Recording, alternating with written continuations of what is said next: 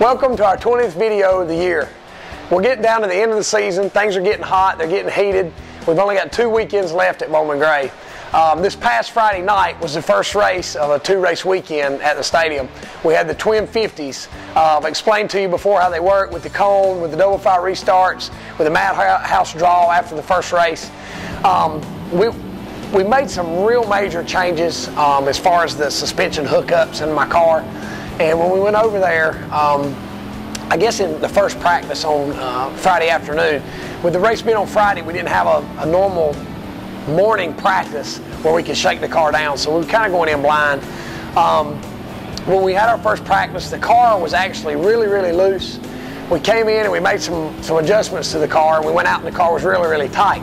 Well, in the situation that I'm in, where we're just we're trying to find where we need to be, I'm fortunate enough, it's not fortunate, but I'm fortunate enough in my situation, not being in the points chase, that I can make changes to the car that are major changes. So basically what we did is we were really loose.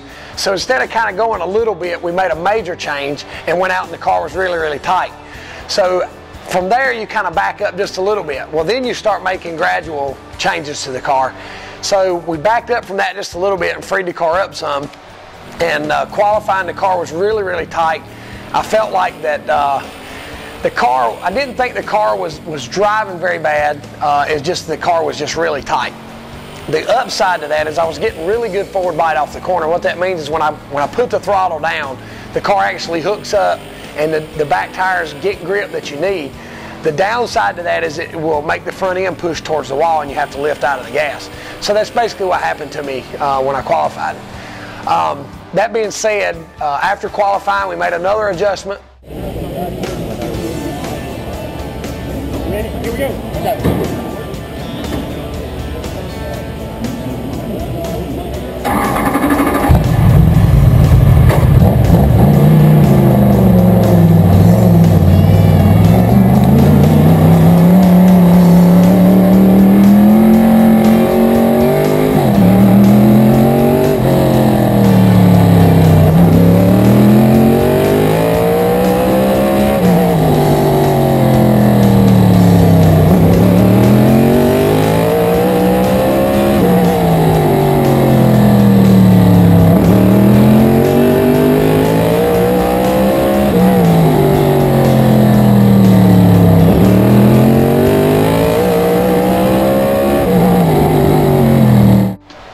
Qualified, I think, 14th, which is somewhere that we're not used to qualifying. But you know, when you're making changes and you're making dramatic changes to your car, you know, that kind of stuff is going to happen sometimes. But like I said, at this point right now, we're just throwing darts and we're trying to hit the bullseye and get the car back in victory lane. It seemed like that this weekend, I know you've heard me talk about all year long how the tires haven't been the same tire. I didn't think they'd been the same tire.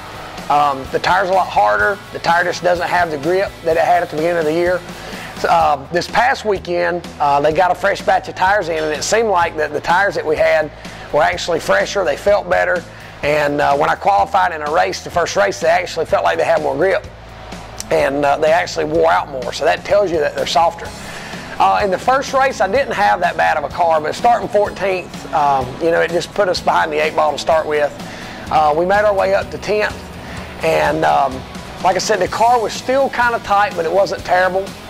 So between the 2 races, we made some adjustments that we thought were going to be good. We thought that, you know, it's like I said, you want to throw a dart, but on the other hand, you say, well, you're not too bad, so you don't want to make too major of a change. The winner of the first race actually drew 10th, so that means I was starting on the pole for the second race. So it was kind of a touchy situation. We wanted to throw a dart and wanted to say, hey, look, we don't have anything to lose. But on the other hand, we were starting on the pole. So we wanted to make sure the car was where it needed to be so that I could capitalize on the starting position. As you'll see from some of the footage that Stephen got, the back end got demolished in the first race. And guys from other teams and stuff were helping us out. And a lot of my guys were helping us out. Just trying to get the back end back straightened up. The back bumper was knocked way up. It killed the bumper braces. It knocked the back panel in. So we only had a 40-lap sportsman race in between our two races. So, we had to be, kind of swift about what we were doing to get the car back fixed.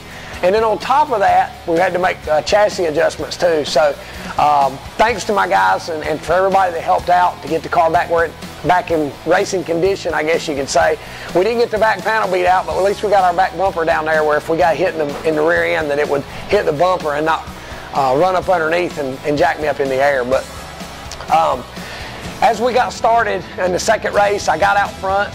I really felt like the first couple laps, I was really concerned that the car just was terrible. But from 50 lappers, you can't change tires for the second race. So what you do is you move front to rear and you swap them around and rotate them. You have to use the same four, but you can put them in any position. The reason I think that the car was a little bit wishy-washy the first couple of laps is because when you move them around and you change some air pressures around, it may take a lap or two for the heat to get back in the tire and for the tire to get, I guess you could say, settled in. After about 4 laps, the car was absolutely perfect. I could drive the car hard and the car would turn and accelerate, and the car really felt like it did at the beginning of the year. So, I was really, really happy about that. I know that there's, the haters are all going to say that, well, you started on the front row, you started on the pole, starting position makes a big difference and you're up front. The difference is some of the cars that were behind me, the 22, the 83, the 65, those are good cars that were up front, and those are cars that have won races this year, and we were able to pull away from them. So that was the part that made me happy. We got a double file race restart late in the race, and me and the 65 car got together. I wasn't quite sure what happened. I knew that I stayed in my lane, but I wasn't quite sure exactly what happened. Steven, I'm sure, is going to put the footage in the video this week, and you can kind of make your own assessment of what happened. If you'll notice, I stayed in my lane, and I got crowded down and hit my right front. The other car hit my right front, and we just went haywire from there. And that's when this happened. My wrist is slightly fractured with a bad sprain, but it didn't stop me from coming back over Saturday night and running the 199. I think we had of course we got turned around in that second race. I'm not sure where we finished, but that was kind of disheartening that I thought we had a real shot to win the race, but on the other hand, that our car was back where it needed to be. So, that was a positive. So when we came back over Saturday, the car was beat all to pieces. We had to put some Nerf bars on. We had to put a rear bumper on. We had to beat all the panels out. We had to put a front bumper on. There was a couple of changes that has to be made from the stadium procedures to the tour procedures. Knowing what I know now, I didn't realize it until somebody pointed it out. I was the only modified driver at the stadium this weekend that ran the same car Friday night and Saturday night.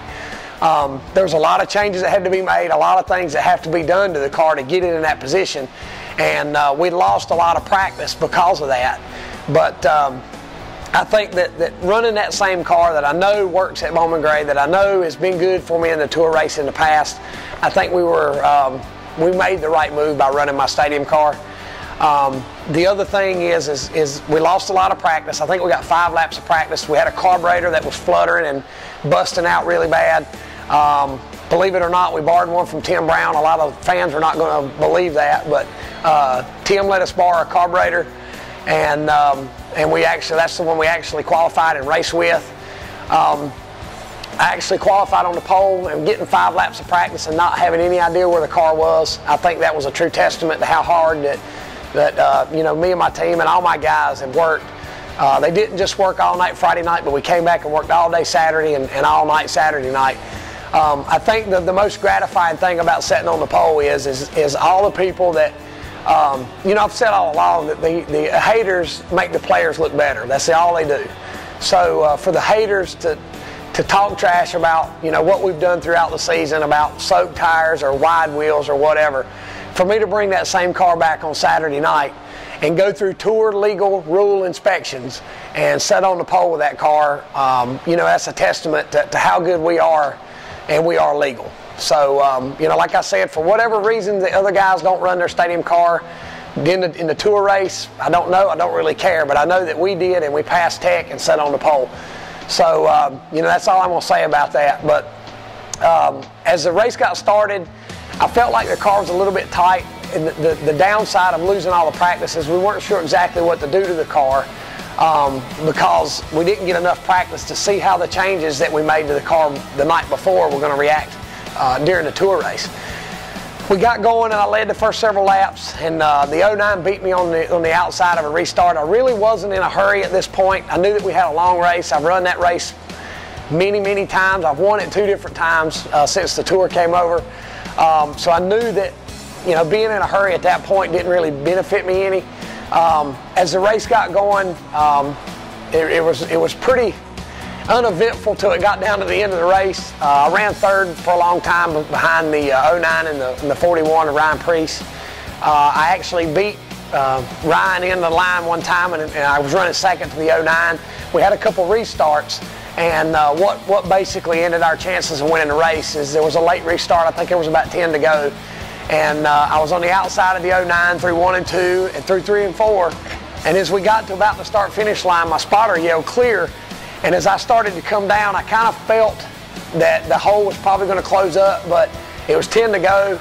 And, you know, I knew that I had to take a chance, and the hole closed up, and I actually got turned around. I don't think that, you know, Ryan Preece probably didn't do anything that I wouldn't have done. He closed the hole up on me so that I couldn't come in. But, you know, that's what you're supposed to do. And I've said all along, you can't get mad at somebody for doing something that you would have done. So Ryan's actually a friend of mine. You know, we text back and forth, and, you know, I enjoy racing with him when we go up north, and just like when he comes down here. So that kind of ended our night. That was with 10 to go. So by the time I charged back up and gained a position or two, I think we ended up 9th. It was a really long weekend, but I think that we learned a lot. I think that we gained a lot of ground on where we need to be with the race car. This past weekend, a guy representative for Swift Springs came over, and they want to do a R&D program with me and provide me with some springs so that we can put them on the car and see how they react. I think that I'm the first car in the modified division that they're trying these springs with. The springs actually are supposed to be more consistent. They don't change rate as you compress them. So we're going to go over there this weekend and try those. As far as what number of spring we run, you know, I told you, you know, there's probably going to be people say, well, why are you changing springs if your car was good? Well, I'm putting the same number of spring, the same poundage spring on. It's just with this other company, with Swift Springs. Another thing that it was a big weekend for us. Like I said, another thing that we dealt with this weekend is we busted a radiator a couple weeks ago, and Piranha Ultrasonic Cleaning, his name is Joe. Joe actually took one of my radiators and refurbished it. To all these racers out there, because I had no idea you could do this, we had several radiators here that there was no holes in them. They were holding water. They were just fine, but the fins in the front get beat up and they get closed up.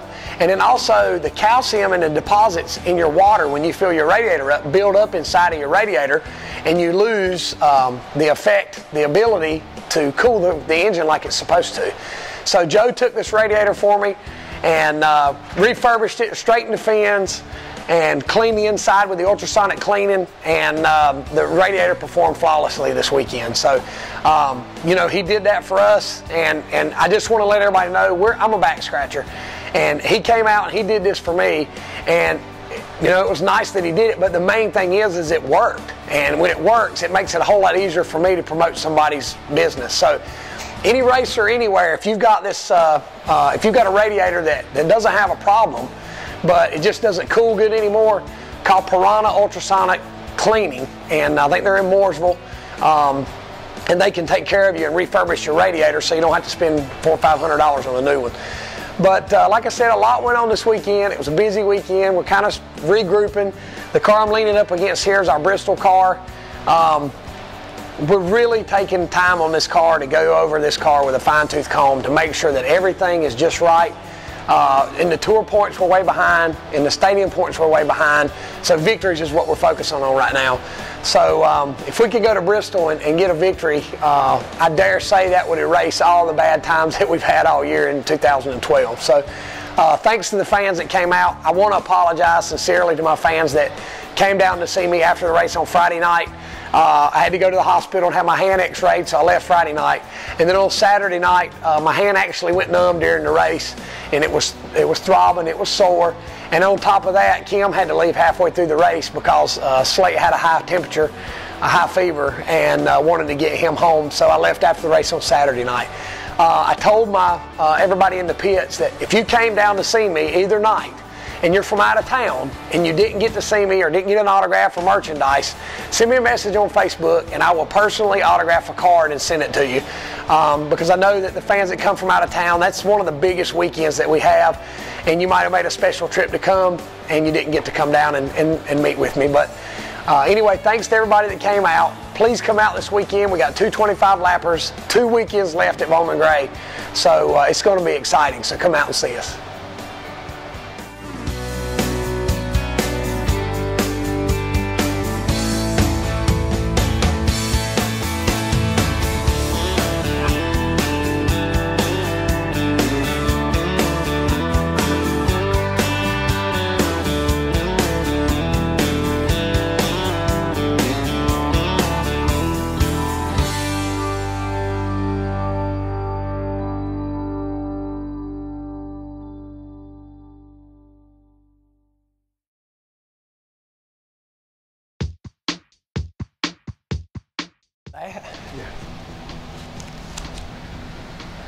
It's actually broke in 14 different places, but I'm not letting them put a cast on it.